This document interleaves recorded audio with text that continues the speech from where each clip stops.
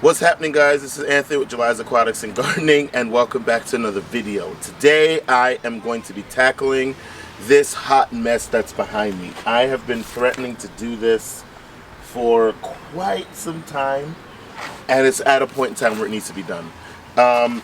We just are coming off of, I think, about 3 or 4 days of straight torrential hard rain, and it has splayed all of my catmint in the front, so I'm going to be cutting that back. I'm tired of this larkspur. I don't know if you can see it, but I'm over it. It's too big for this spot, and the rain's actually knocked down a bunch of it, and it was laying in the walkway. I had to cut it back. So I'm getting rid of that. There's a mess of forget-me-nots back here that have gone to seed, and I'm getting ready to cut it back. The Veronicas are looking good. I don't know what this flower is. I'll give you a close-up, and if anybody can tell me what it is, I'd appreciate it. It's a purple flower. It just went to seed. I don't know what it is. I've got some cosmos back here that went to seed. And probably the thing that is heartbreaking the most to me is this rose. This is a Roald Dahl rose, and it's suffering some kind of disease. And I think I'm just going to hack it all the way back to the ground. I know that's not best practice, but it's looking really bad, and I think I'm just gonna cut it back, but we'll see. So let's get in here, and then I'm gonna cut these things back. I'm going to kind of turn this into a cutting type garden. I have some zinnias that I've seeded that I think are getting ready to start coming up, and I also have some starts that I purchased. I have some lisianthus that I'm gonna put in here, so it'll transform. There's a lot of bees. There's a lot of bugs in this area because it's really thatchy and it's thick with plants. So I think I need to give it some breathing room. So let's get in here, start cutting things back, and hopefully today we'll get to the planting portion of the video. But the Cosmo is blooming. I don't typically like for cosmos to come up this time of the year because I think that color palette is more so for fall. But it's here, and I'll just let it stay, and it'll go to seed, and maybe next year, if it comes back next year, I'll cut it back to delay its bloom time. But let's get in here and start getting to work. So that's the rose, guys. It's looking pretty bad. And now again, I don't know exactly what's going on with it, and there's like some twisting, and it just looks really bad. So I'm definitely going to be cutting this back or out or something of the sort. But let's get to work.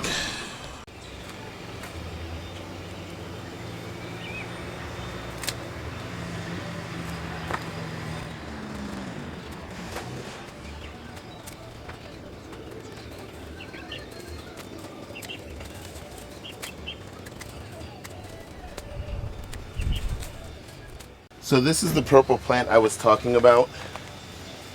I don't know what it is. I like it, but it's kind of rambunctious.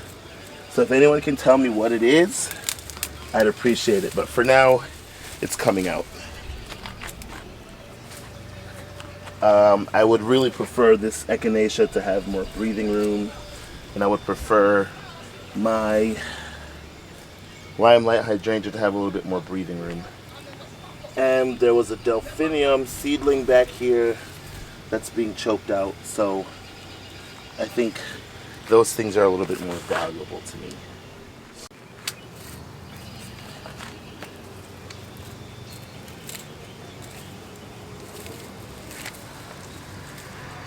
Alright, so this is the most affected branch. I don't know if you can really tell, but you can see like the twisting and just how the leaves and the buds look. So if anyone can tell me what's going on with this, I greatly appreciate it. I bought 7 to spray on there to take care of whatever bug issues there might be, but I don't know if that's even gonna work. So I'm just gonna cut it back and kind of clean it up.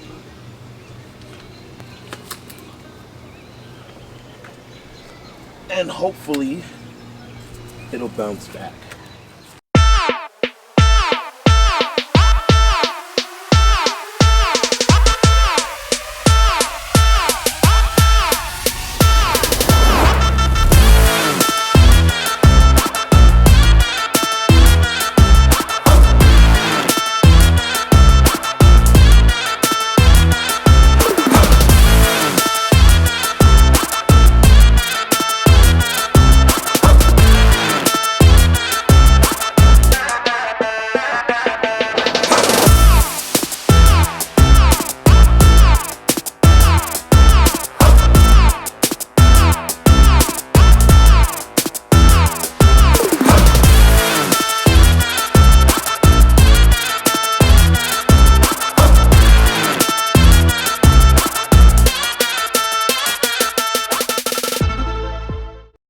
So, I know the lighting is a bit harsh, so it's hard to see detail, but I think that this looks a million times better. I just pretty much gathered up the cat mint that's at the front there, and I held it in a bunch in my hand, and I cut it back to the leaf canopy, and it's looking a lot better. It's looking a lot better. Ooh, sorry for the shaky camera, guys. I cut back the rows, and I think it's gonna do a lot better. I'm still gonna spray the last remaining foliage with 7 and see, what'll happen. And so I have a good bit of space to fill in with some annuals. So I've got some packs of zinnias, and I've also got some lisianthus that I'm gonna be popping in this spot and watering in. So all I'm simply going to do is pop them in, put a little Osmocote in the hole, and I'm going to fertilize with Dr. Earth's Bud and Bloom Booster, and that'll be it. Let's head back to work.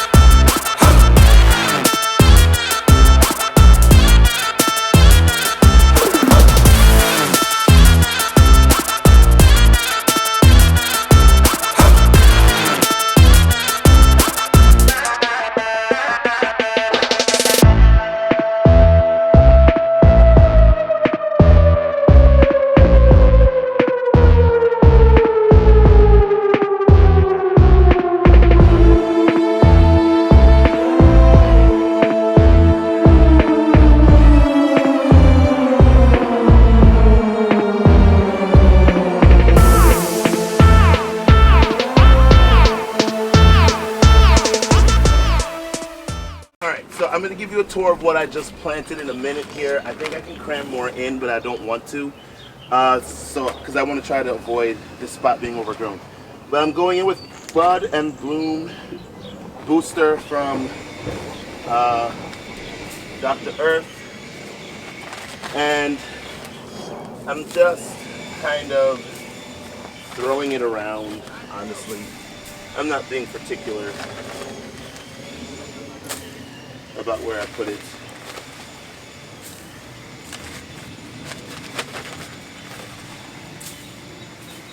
And hopefully it'll allow the cat mint, which I don't know if it likes fertilizer or not, but I'm giving it to it. The lisianthus that I just planted,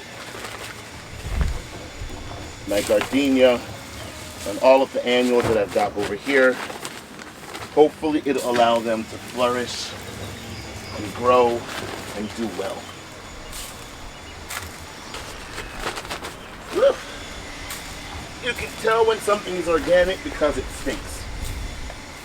While I'm at it, I am also going to drop some fertilizer in these hanging baskets. I did add in,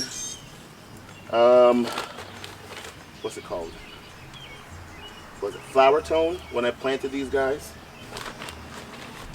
That was a couple weeks ago. So now I'm just coming in with this bud and bloom booster to kind of give them another shot with some good stuff. Alright guys, so that's it for this project. It's hot. I'm sweaty, as you probably can see. It's almost 90 degrees out, so I need to get inside. But the moral of the story here is when a flower bed doesn't go the way you plan it and things start to run amok and look bad, don't be afraid to get in there and change your plans. I wanted this to be a very cottage style garden with things growing together and knitting and intermingling and looking lush and just wild and organic. However, because of the rainstorm that we got, things just started to get out of hand, so I had to get control of it. So I will give you a close-up of the zinnias and the lisianthus that I planted. And again, I did go in and I fertilized everything with this Dr. Earth's Bud and Bloom Booster. So hopefully in a matter of weeks, this is going to start looking really fresh and really good again. I'm going to get everything watered in and give you some close-ups. Thanks for hanging out with me, guys. Thanks for subscribing to the channel. I will see you in the next video. I got to get inside. It's way too hot. Remember, in all things, give thanks, even when the weather turns like this. I mean, we were in jackets the other day, and now we're sweating. Like, it's ridiculous. But we're still giving thanks because our gardens are beautiful, life is good, and God has been good. All right, take care, guys, and peace.